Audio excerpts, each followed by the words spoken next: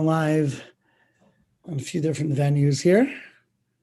It doesn't really pay a lot to go live via Facebook because they can't see the speaker. We have a guest. Live. There we go. We have a hi, Hal. Hi, Rabbi. How are you? Thank God. Wonderful. We're excited about tonight, Hal.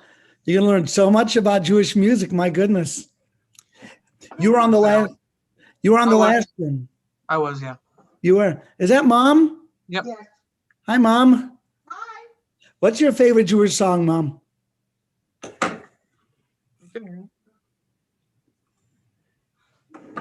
Do you have a favorite? Do you have a favorite Jewish song? Yeah. I couldn't hear that so well. Matzor. Ma'otzur. That's a classic. Ma'otzur Yeshuasi. Musically, it's a gorgeous song.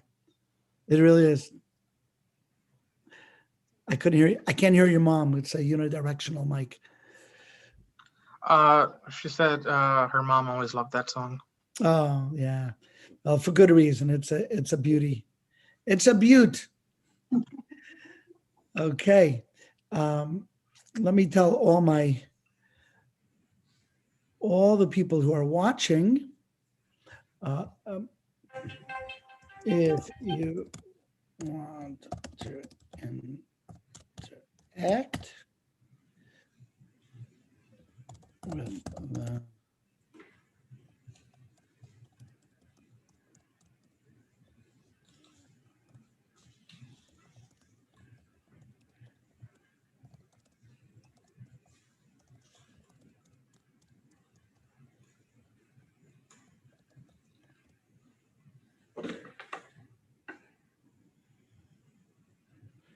Okay. Let's see. Oh. Okay. Oh, am I frozen? Here we go. I want to tell people who are watching different venues how to log on.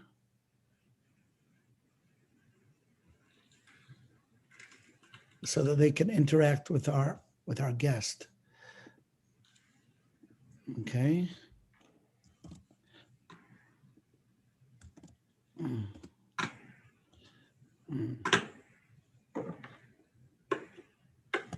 Okay. Okay, we have people watching on YouTube, but they're not going to be able to connect. You guys are going to be able to connect, which is really exciting. And let's see. And we're going to go live. We're live in just a moment or so. Meanwhile, I think I will put it on Facebook just so people who want to see, they'll be able to see a little bit. So give me one moment. I'll put it up.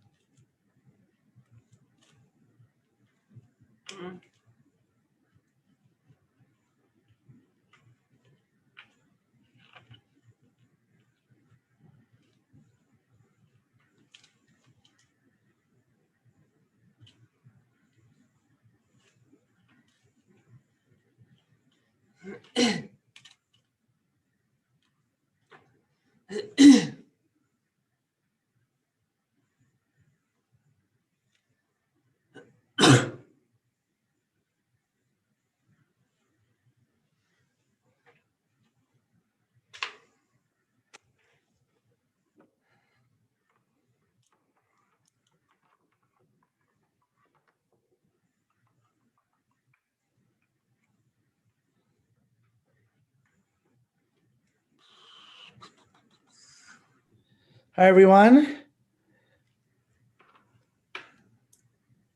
Now, what do you know? My internet's weird. Okay, here we go. Copy live.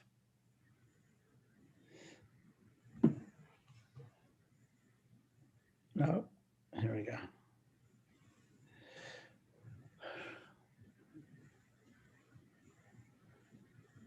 Okay, paste. Okay. What's it? Olami.com. Pardon me a moment. I'm just so people will know where to log on from.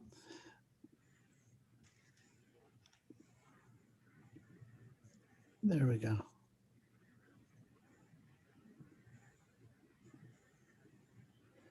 Okay.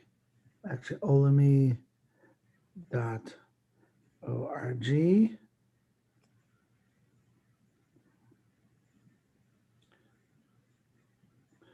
G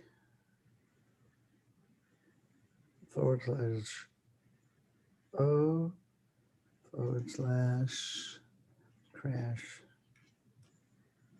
Okay.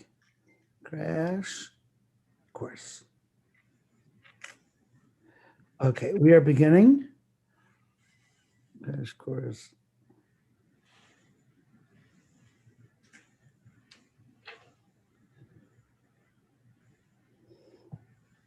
Okay, here we go.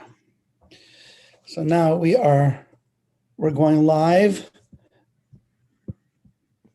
Let's see if that works. That should work. Perhaps. One moment, everyone. Okay. Get up over here. Okay, we're going to learn about Jewish music. Welcome, Brian and Deborah. They're back again for some Jewish music goodness. Very excited about that. And just going to find a way to prop this up. It's not going to be so easy, but we'll figure it out. Okay. Good. Okay, you guys can all see me? Okay. Well, welcome everyone to the crash course in Jewish music, the history of Jewish music.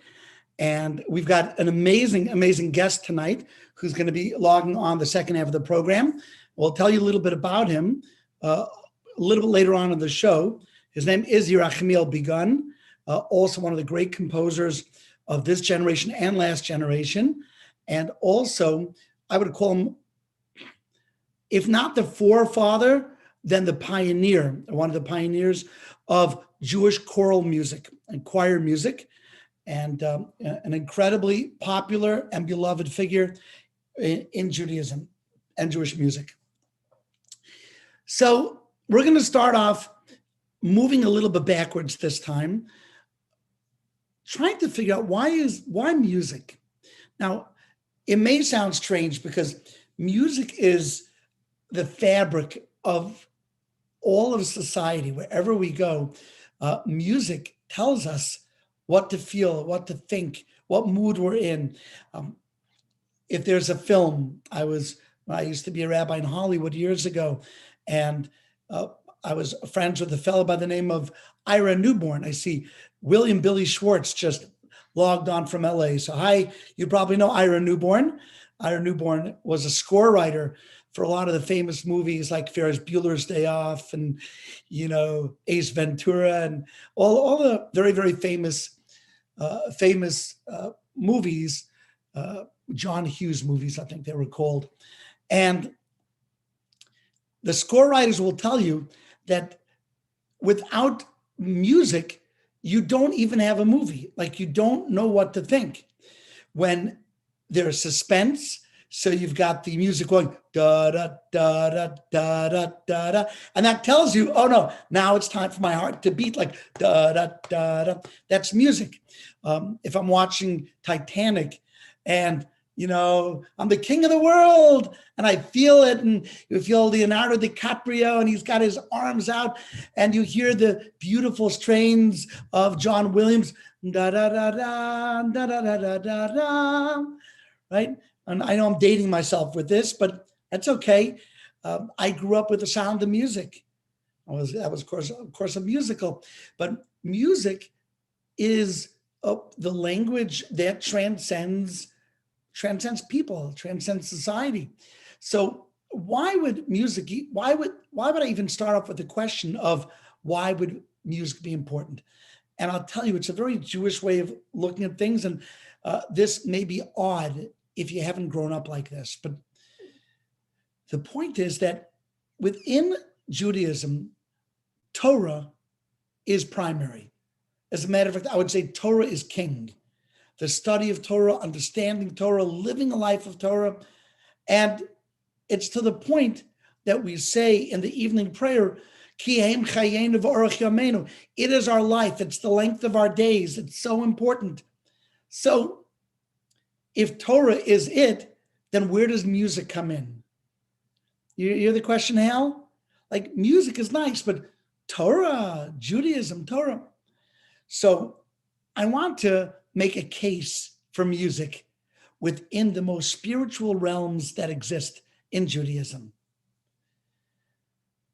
You know, that night that Adam was created, it's mentioned in Kabbalah that Adam created a song called Mizmor Shir Yom HaShabbos.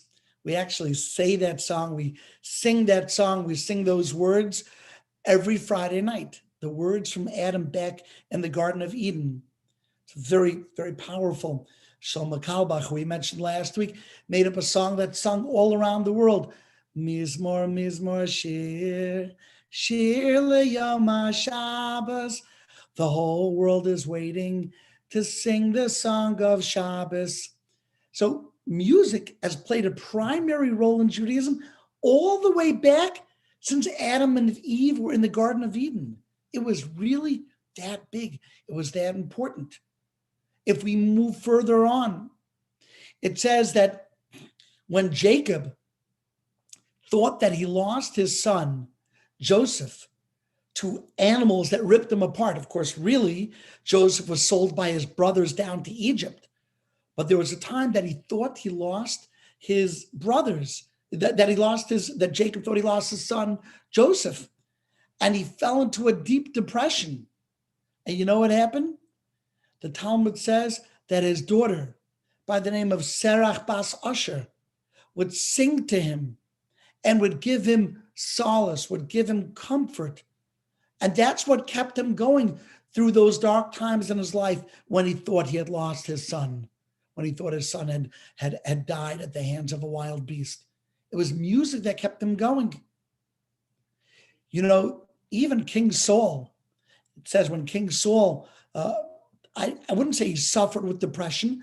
They didn't have terminology like that in those days, but he used to get into very dark places and he didn't know what to do. And eventually they brought King David. And what did King David do? Of course, before he was king, Saul was the king at that time. But David came with his harp and he would play with his harp. David HaMelech, he would play music. And that would give comfort to Saul. That would give comfort to Shaul. As a matter of fact, music is what gives us comfort and centers us. There's a law in Judaism that certain karbanos, certain sacrifices can't be brought unless the Levim, the Levites, are there singing music. It has to be accompanied to music. Music is so big, it's so important that David HaMelech that we just mentioned before, he made the entire Tehillim into music. Mizmor Shir, Shir Mizmor, two different expressions for song. Music is so important that even when David HaMelech felt like there's no hope, he would sing a song. The song would say, "Mimamakim karasich Hashem," from out of the depths I call to you, O God. Hashem, we say in Mizmor LeDavid, Hashem, you are my rod, you are my staff, you comfort me. Everything that we do involves music. When the Jewish people were rescued from the Almighty, by the Almighty, from the hands of the Egyptian, and the water crashed down on the Egyptians, and the Jewish people ended up on the other side in dry land, what do they do? Did they all feast? Right? That's what you would think, Jewish people. Well, They lost, we won, let's eat. They say that's all Jewish holidays involve that. But the truth of the matter is, what did we do? We sang. We sang with drums and tambourines and flutes and harps and lyres. We sang. So music is an integral part of Judaism.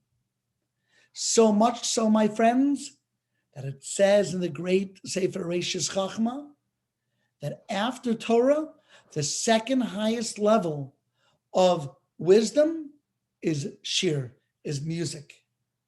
And a Navi, a prophet, can't be a prophet unless there's something that accompanies him that puts him in the mood with music. Music is one of those amazing, amazing gifts that Hashem has given us to brighten our day, to become almost like the soundtrack of our lives. So there is no question that Torah is primary in Judaism, but music comes and it's a balm to our wounds. It is a healing to our soul. When we read Torah, we don't just read Vayidaber Hashem el Moshe lemar, Daber el bnei Yisrael. No, there's actual musical notes. We know them as trop, T-R-O-P, but musical notes are music. Vayidaber Hashem el Moshe lemar, Daber el bnei Yisrael, v'amarta alayim. The music, it's the music of our lives. Not only that, my friends, not only that, but different Megillas, when we read the Megillah, there are different tunes to the Megillah. There's one tune that's used for the Megillah on Purim that we're going to read in 2 weeks, right?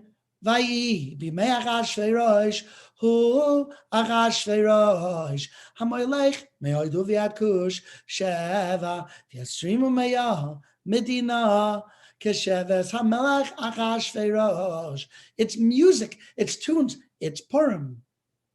And then there's Eicha. Eicha's on Tisha B'Av. And those tunes take on a sad sound, a melody of grief, a melody of mourning. Eicha yashva badad ha'ir rabasiyam ha'isa ki almana rabasi bagoyim sarasi bamdinois ha'isa lamas. It's a sad mourning. The music helps us understand that the words are mourning. They're sad. And then again, there's a third tune, and that's used for the other Megillas, like Song of Songs and Ecclesiastes and Ruth, different music.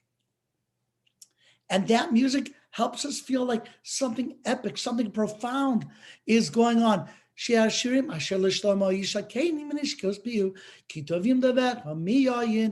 a different tune. The Haftorah that we read has another tune, a fourth tune. As a matter of fact, there are 5 major tunes that Torah is sung by. It's fascinating. 5 tunes that Torah is sung by. It means that music, that soundtrack is necessary for Judaism. And that's why what I mentioned last week hits so hard, so close to home. What I mentioned last week is that if we are Jewish and we are engrossed and engaged and involved with Judaism, how can we only know 10 songs? There's so much complexity. There's a tapestry of feelings that we go through in life as seen through the lenses of Judaism, from love to grief to happiness to longing to prayer, and each one deserves their own melody.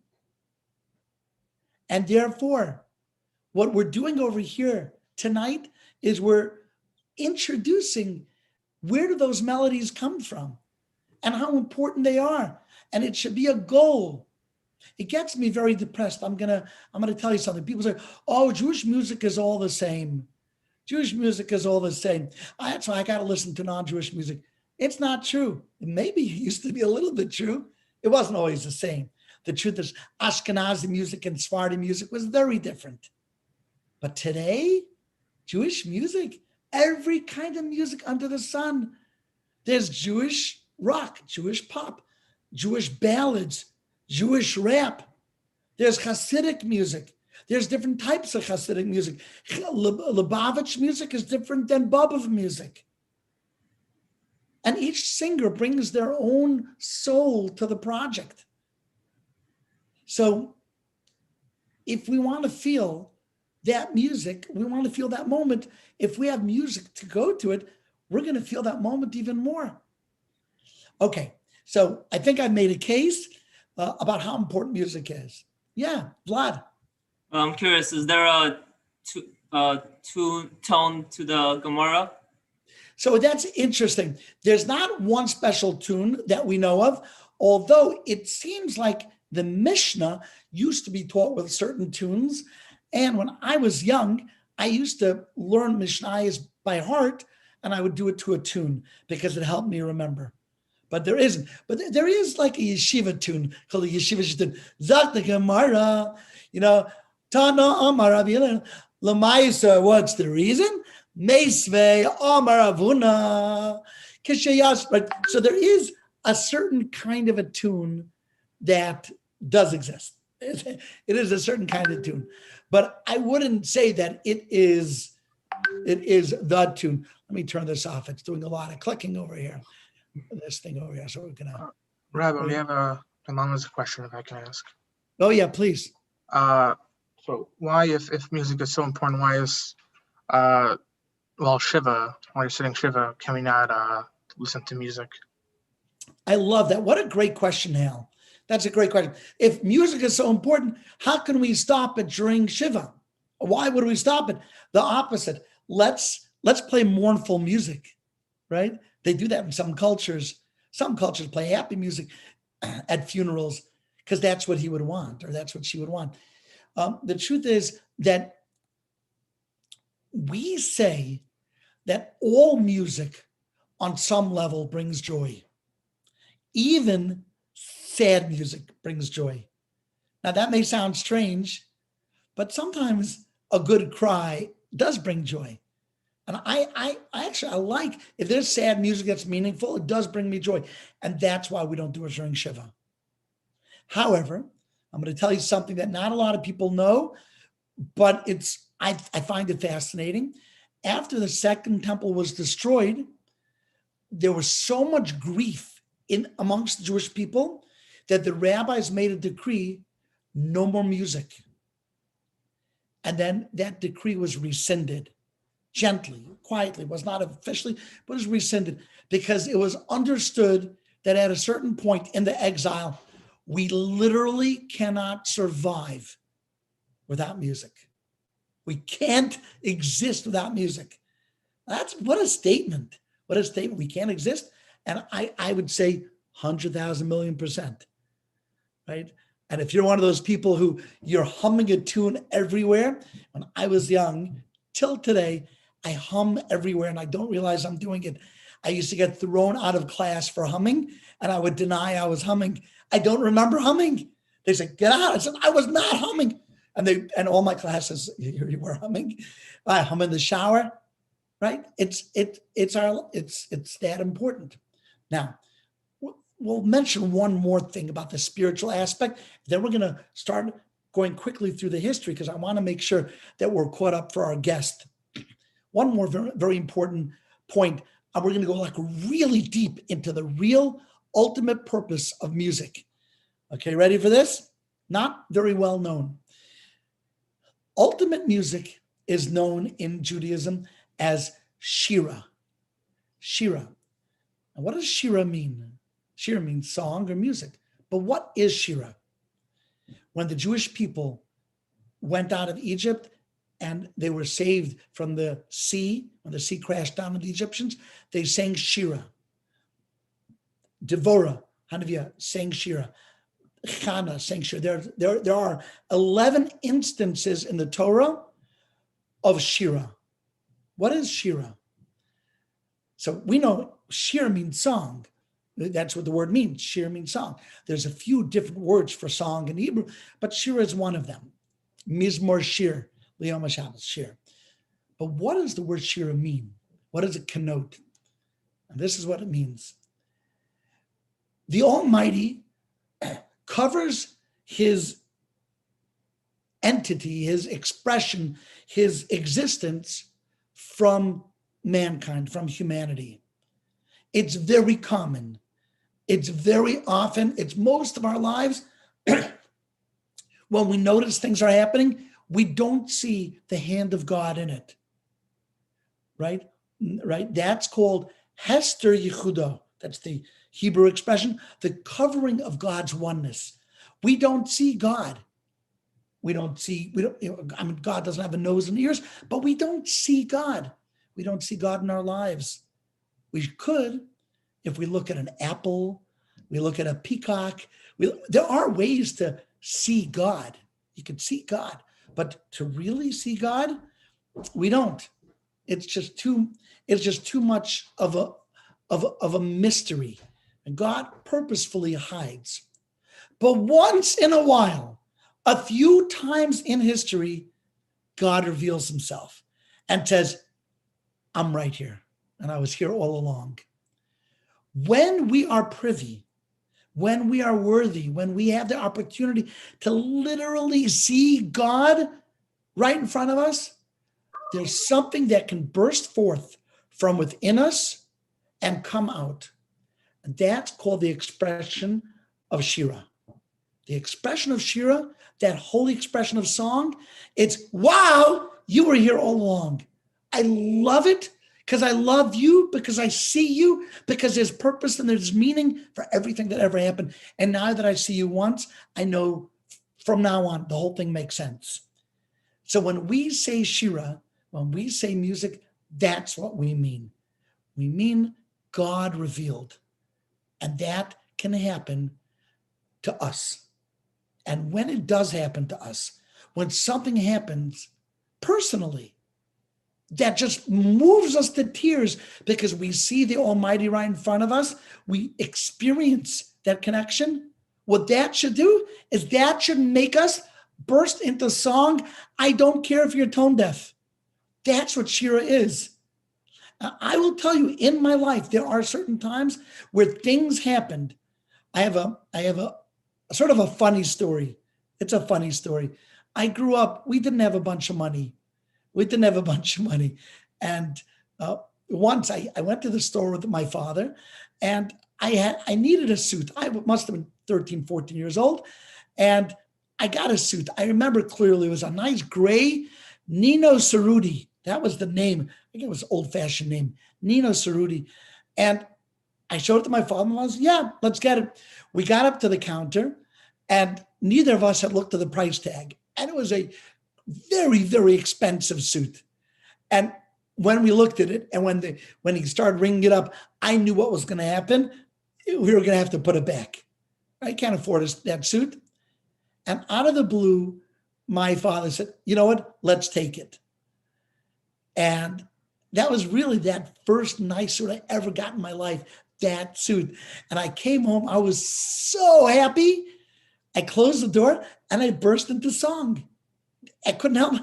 And then my sister called, she started coming down. She came up, she said, Ben, see him singing in his bedroom. And she told my parents, what is he singing about? But that's what song does. That's when beautiful, wonderful things happen. So when we see the Almighty, that's how it should move us. Okay, at this point, let's get back into the history of Jewish music. So we said last week that Jewish music had a dead period, and that dead period was from after the war until the 1950s. So there was like a good 10-year period where the Jews honestly were shell-shocked. We did not know what hit us. We had lost millions of Jews. No one felt like singing, and the singers themselves were murdered. There was no song to be sung. Song had gone silent. And then we mentioned last week There was a man by the name of Shlomo Kalbach. He wasn't the only one. There were a few others. There was a man by the name of Ben Zion Schenker, who was a connected to a Hasidus called Mudgets, and he was also a composer and a singer. He also will go down in history as a very important figure in Jewish music. But in the 1950s, your choices were few and far between. You didn't have many choices when it came to Jewish music. And I will tell you one Kalbach story. Shlomo Kalbach happens to be my cousin. So this, you may find this story interesting. When my mother grew up in Minnesota, and if you could imagine there was no Jewish music, there was no Jewish music in Minnesota in the 1950s. There was zilch, nothing. So once there was a poster that went up in the school that Shlomo Kalbach was coming to town and he was going to do a concert. Now, in those days, concerts were not like today, where you have the fireworks and you've got the lights and the disco. A concert was a guy stood on stage and like Peter, Paul, and Mary, like they're just like strumming that guitar. That's all that's going on. But that was a concert, and there was so much excitement. Kalbach's coming to town, and my mom she was probably about 10 years old at the time, and she had a younger brother who was 6 or 7 years old. And they were excited for months in advance. Kalbach's coming to town. He came to town, and that night, my mother's younger brother's name was Shalom. He was ill. He got a cold, a flu. He couldn't come to the concert. And you waited for months. This is Minnesota. There's not going to be another concert here for who knows how long. So my mother went by herself with the other Jewish people in the community in the Minnesota, and Kalbach played his concert and, sang his songs. And then after the concert, my mother, a little 10-year-old girl, goes over to Shlomo Kalbach and says, "Thank you so much. That was so lovely. I just want to tell you, my brother really was looking forward, but he got sick today and he wasn't able to come." So Kalbach tells my mother, "Wait here a moment, wait here." And Kalbach takes a few moments. He packs his stuff, packs his guitar, and then he tells my mother, "Show me where you live." And Kalbach followed my mother home, knocks on the door. My grandparents were shocked. Here's Shlomo Kalbach at the door. And Shlomo Kalbach came into the room where my uncle was a sick 6-year-old boy. I don't know, that was a tongue twister. He was very, very sick. And he sits down next to the 6-year-old boy and he plays another concert. And that was the story. I grew up with that story. That was Kalbach. Then we said, as time went on, there was a fellow by the name of Mordechai ben David, whose father was a singer, Hasidic, popular because there just weren't that many singers, but his name was David Werdiger, and he was known as Mordechai ben David. Mordechai, the son of David. So originally he was known as Mordechai Werdiger, but he began calling himself Mordechai ben David, and today he's known as MBD. Then we said later on there was a fellow by the name of Avram Fried, and he's a Chabad Chassid, and he joined the fray, and now you started having choices. And at that point, there were a few other singers, and I'll mention them in case there's somebody over here who really knows their stuff. I'll just sprinkle their names. There was a fellow by the name of Meir Sherman who started putting out a few albums. Another fellow by the name of Dov Levine. Okay. And for a while, different singers came and went, but Avram Fried was considered sort of like the king of Jewish pop. Now, at that same time, we're going into beautiful Jewish history over here.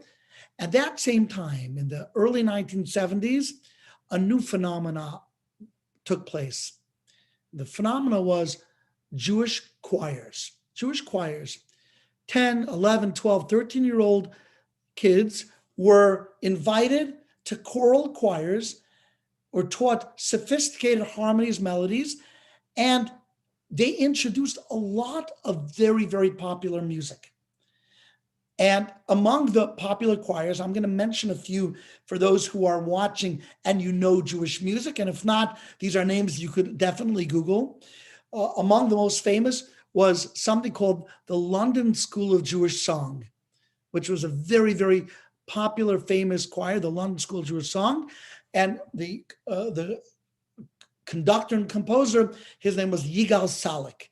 And a lot of the songs that became very, very famous, one of them, for example, was Ko Amar Hashem, Matzachein Bamidbar. That was a staple in every wedding. That came from the London School of Jewish Song. There was another song called Shira Lashem Bechayai, also London School. At that time, there were a few other choirs that came up. One was called the Pirchei Choir, very, very popular choir. And they actually used a lot of Shlomo Carlebach songs. One of the songs that they popularized was a song that went like this. Eilecha Hashem ekra v'yel Hashem eschanon. That was the Pirchei Choir. Now, understand that Pirchei was an organization under the auspices of the Aguda that took a lot of refugees from the Holocaust. And a lot of the kids who had joined, their parents were in the Holocaust. It was the early 1970s, and the Pirchei Boys Choir was a very popular choir. There was another choir called JEP, and JEP was an outreach organization that put out very popular albums. There were 5 albums put out by JEP, which stood for the Jewish Educational Program. And now we're getting to the choir that I'm going to mention that will serve as an intro to the guests that will be coming on in a few minutes. Among the earlier choirs was a choir called the Miami Boys Choir. Now, the Miami Boys Choir was started by a fellow by the name of Rachmael Begun. Now, he may tell us the history. Essentially, Yerachmiel Begun does not live in Miami. The Miami Boys Choir is not located in Miami. They're located in New York. They were called Miami Boys Choir because he did a choir once. He put together a choir for Miami, but he was working out of New York. He worked in conjunction also with I believe the Toronto Boys Choir. And eventually his choir, the Miami Boys Choir, became the most prestigious and legendary choir in, I would say, modern Jewish history. Now, there are other choirs, but when it comes to choirs that made an impact on the Jewish world, it would be hard to find a choir that made a bigger impact than the Miami Boys Choir. There were a lot of choirs that worked to become like the Miami Boys Choir. Among them was a choir called Tzlil V'Zemer, which was very popular in its day for a period of about 8-10 years. But the Miami Boys Choir has been around for 40 years. 40 years. It's a long time. Actually, I think it's a little more than 40 years. We can ask Yerachmiel when he comes on board. Yerachmiel Begun and the Miami Boys Choir became an incubator for Jewish stars. Now, listen carefully. Today, we have a lot of wonderful Jewish singers, and they have made a tremendous impact on the Jewish world. Yerachmiel is here. We're giving a little bit of an intro, and then we will give a proper welcome. There are singers today that have millions of views on YouTube. Probably the 2 biggest stars in the Jewish world today are known as Yaakov Shweki and Mordechai Shapiro. If you were to count up all the views that they got on all their hits, on all their videos, I'd guess you would have somewhere close to 200 million views. 200 million. And both of those singers, along with many others, got their start in the Miami Boys Choir. So not only does it continue to entertain people today, but it remains an incubator, sort of a training grounds for the voices of the next generation. And it's hard to say that any other choir has had that impact. So with a little bit of that intro, Yerachmiel, if I can introduce you properly, There we go. The man, the legend himself. Okay, we'll put you off of mute. You're on mute over here.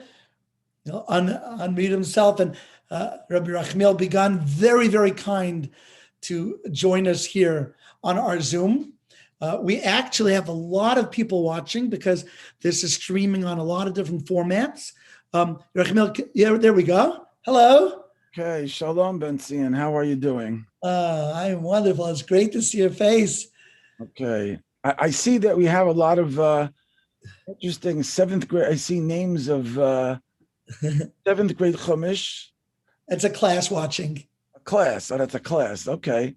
I see Hananya Begun. That's my son is here. That's very nice to know. I don't know. Oh. I don't know. Anyway, good to see you. And it's like when you used to go on a shidduch date, we used to go on a date. You had to come on time. You couldn't come 5 minutes early because you seem too eager, and you can't come 5 minutes late when you go on a date. So you have to get exactly. I used to come 1 minute late on purpose. Just to prove you're not German, huh? I didn't want to look too eager, but I didn't want to look too insensitive with 8:05. So it was 8 o'clock date. So amazing. Well, we're really, really happy you came. You're being streamed to Facebook. You're being streamed to YouTube. And this will live on YouTube as long as YouTube and Google exist, which is until it gets banned. Yeah, that's right. Gotta be careful what we talk about here. So let me tell you where we're up to. So the first half we spoke about the importance of song in Judaism and in Torah.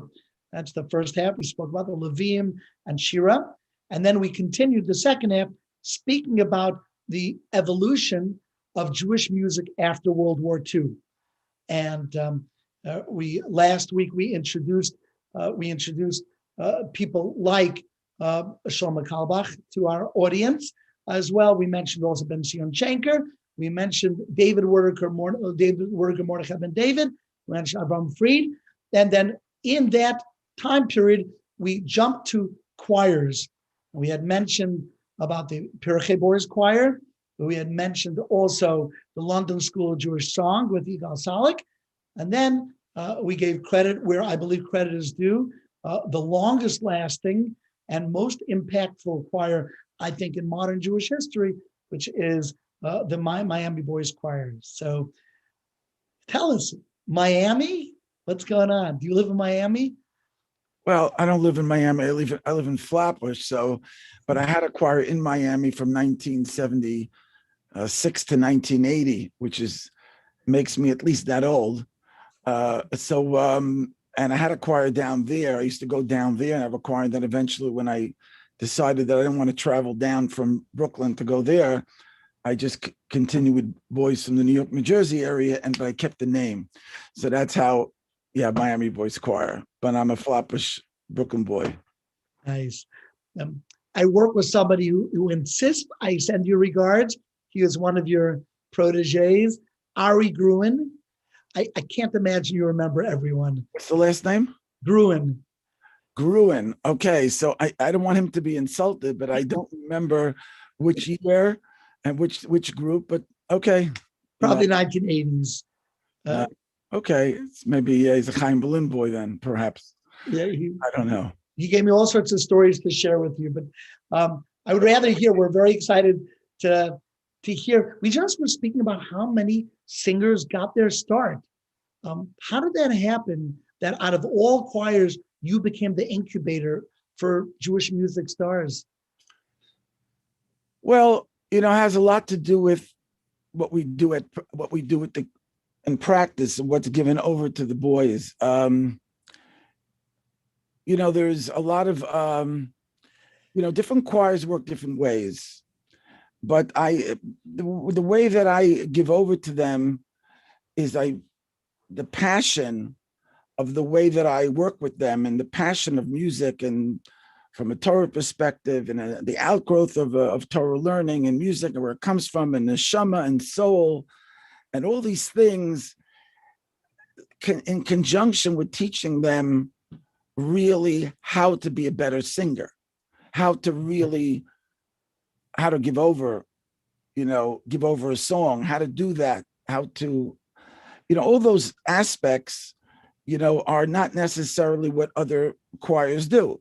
Every choirs is different. I mean, there's tons of choirs in the non-Jewish world, and from the Jewish world, the Orthodox Jewish world, it presents its own challenge because of the fact that you're taking boys away from their regular, let's say, Sunday or their sports or whatever, and they have that one day of some time, and you got to make it the way I did. I made it very miyuchad, very special.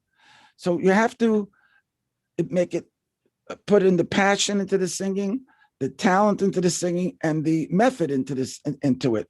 And if you put it all together, the kids wind up being in the choir for a number of years, and they leave with that feeling. They didn't just leave with just singing and doing concerts, and so that's how I think is sort of the foundational reason why so many of these boys have gone on to do it. Wow. I would say that's in a capsule form. It makes a lot of sense. I like to say something about Rabbi Yerachmiel. He would never say it about himself, but I think it's important for our audience to know. I know Rabbi Yerachmiel going way back. Rabbi Yerachmiel does the choir. He's been doing it for many years, but I would say more important than that, he is a person who's a legitimate Talmudic scholar, legit. I've spoken Torah with him, and it's daunting. It's daunting.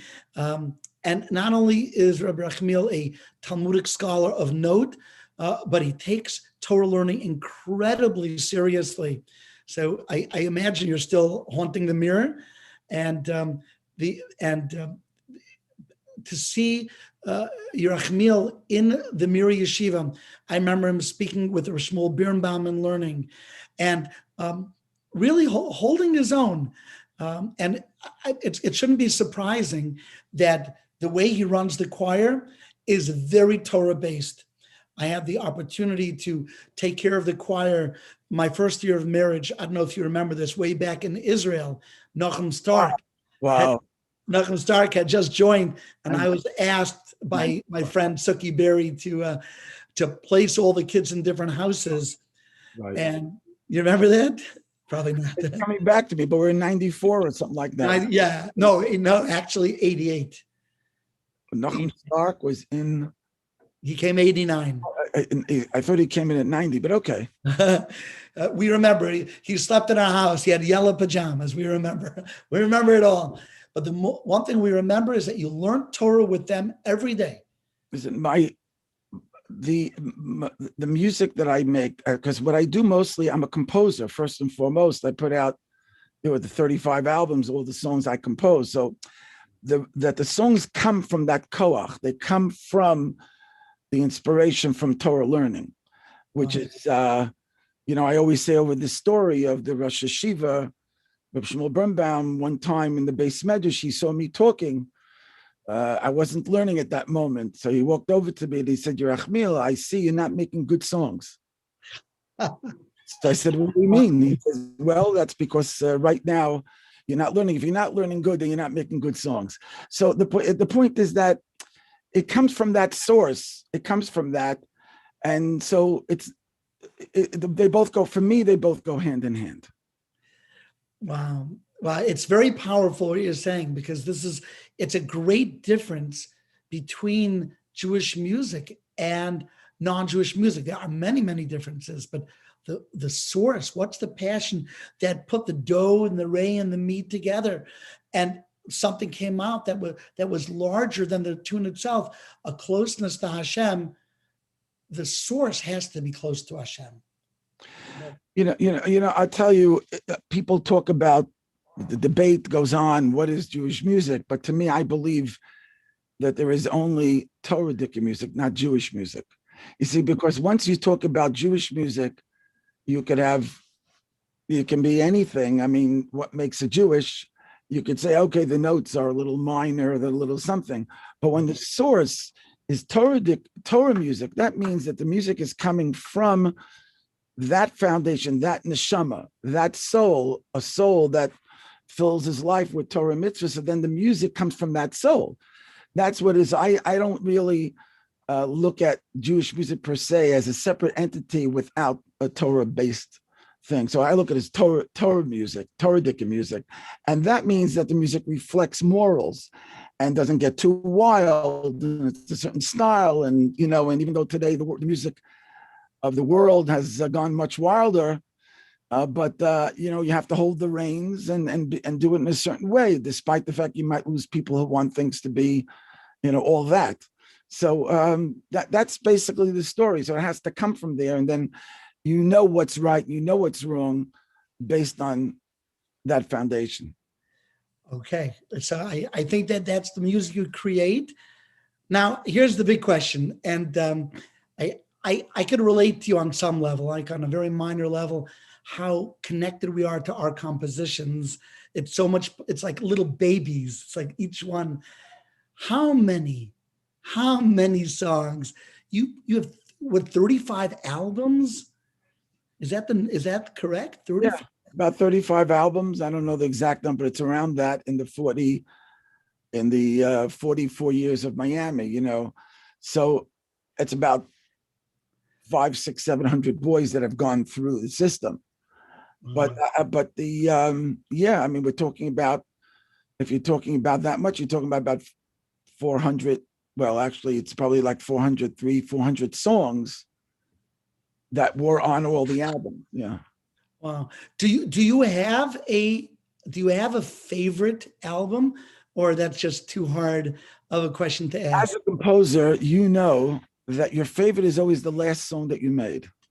That's true. And you're always closest to that. You might listen to a song that you made 10 years before and say, "Oh, that's very nice." Or who composed that? Or it's like, you made it, but it's your thing. But what you make recent is emotionally closest, and that's just what it is. It's always the last things that you just feel closest to. There isn't like a song you can say, "Okay, that song, I feel close to that song." What became more popular, that's really another issue, and that's already up to the world. But that's how it is with music. Wow. Rachmael, I'm gonna take 2 minutes, and I'm gonna play a promo video that you made, because a lot of our audience has not seen Miami Boys Choir. So a promo will give a little bit of a taste. Okay. So we're gonna do this for a moment. We'll allow everyone to sort of see what Miami Boys Choir looks like. What are we talking about? So can you guys all see that? Yeah, I see it. Okay, here we go.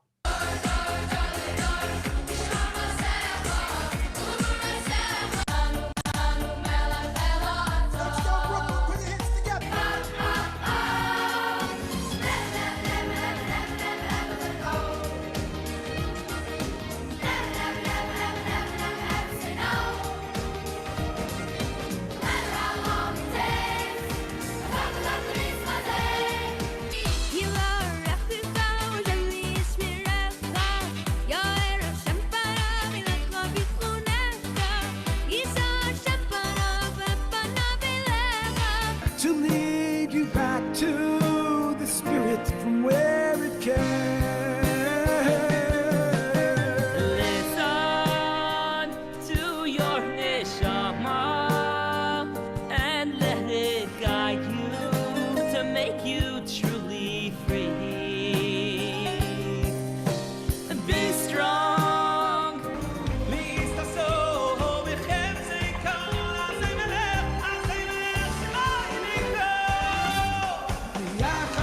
And we bring the world its only sunshine.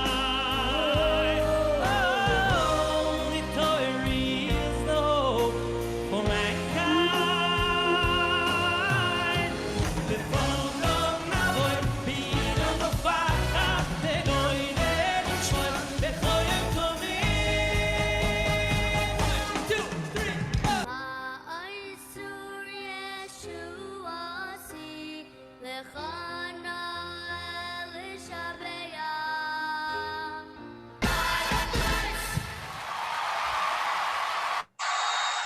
Okay.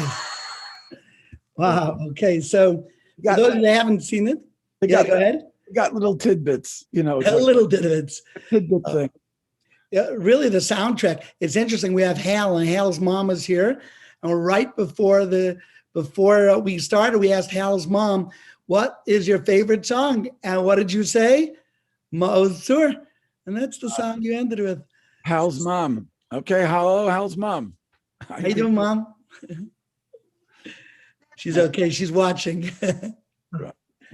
Hal's mom. Okay. So how much longer do you have? How much is left in the tank? Well, the composing is not the issue. I mean, Baruch Hashem, Hashem gives a koach to compose, so that's not a problem. That's not. There's nothing. There's no limit in the tank, so to say, from the composing. The koach of, running a choir and training boys and that koach type of thing, that's another story. So I would assume that after 120 would be a little difficult. Wow. Okay, so we're chugging right along, right? Well, we need you. If Miami Boys Choir were to end, it would be a sad day for Klal Yisrael. Well, we need you as a song, right? That's right, and we need your tefillah. Yeah, it's very hard to find words that are not in some Yerachmiel song somewhere. So there's there was a story of I don't know if you remember, about 10 years ago, I came out with an album called Mila Shem Elai. It's about 10 years ago. It was a Miami album in 2011. 6 months later, there was a big event at Shea Stadium or City Field at that time. I forgot what it was, if it was City Field, about internet usage. And they called it Mila Shem Elai. Oh, really? Yeah, so I said, you know what? If the concepts and the ideas of putting out there are getting out there and it's being used, so good. That's all. That's fine. I'm happy. They didn't do the song at the event, but that's okay. Chaval, right? Yeah. Sometimes people want to know, okay, so what song did he make up that I would know? So we need to play a snippet of a song that we are sure everyone knows, but let's see. But this way people will say, "Oh, I know that." So really, you think your crowd knows any of that? The music? Many of your songs have transcended. But, really? Okay. But this one certainly did. So as you know what, I don't want to waste your time here, but for those of you who know this song, Ya'aleh V'yavo, that's yours, correct? Yeah. Well, if that transcended into the whatever the word is, I'd be very proud of that. It is. If you're at a kumsitz, you've got your staple five. 3 from AB, Tov Lahodos, and Ya'aleh V'yavo. You got to sing Ya'aleh V'yavo. That's in many songs. That's good. Ya'aleh V'yavo was, was interesting because that was a song that I, that I made because I was making a Hanukkah album, at that time in 1997, and I had certain songs that I wanted to be able to put on that had Hanukkah words, like "Light Up the Nights" and "Ma'az Tzur" from Hal's mother, and from a Hanukkah medley of whatever it was, Al Hanisim. But then I needed a 5th song, and I was going to be a 5-song album, which that Hanukkah album was, and I couldn't find any other words of Hanukkah. And then it hit me that I could use Ya'aleh V'yavo because Rosh Chodesh winds up in the middle of Hanukkah. So it became okay because Hanukkah is the 25th of Kislev and Rosh Chodesh of the next month. So that's what the excuse was for Ya'aleh V'yavo to be on the Hanukkah album. So that's where it wound up. And I figured, okay, it's on a Hanukkah, Ya'aleh V'yavo will have that song. And that wound up being, quite popular, Baruch Hashem. Major. Hey, did I hear a keyboard next to you? Yes. Can you give us Ya'aleh V'yavo a little bit, just for those who... I could play it and you could sing it, but unfortunately, the timing is not too good with Zoom. You know that. I don't think anyone wants to hear me sing. But if you could play it, that would be pretty good. I'm using just my right hand. Okay. V'zichra in Yerushalayim, Ir Kodshecha. You help me up and sing. Zichra in kol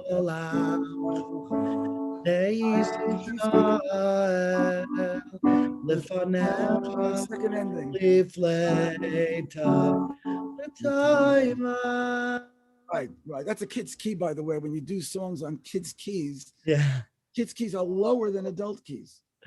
Oh, really? Well, even though kids' voices are higher, But it's a lower. but the lower keys. So that's why for you is a little low, and that's the story. But yeah, that song. So if it's part of the big five, good. Oh, yeah, absolutely. Very nice. So I want to ask you about a few more songs before we sign off. Sure. So there's an old song. I know you've been asked about it a lot.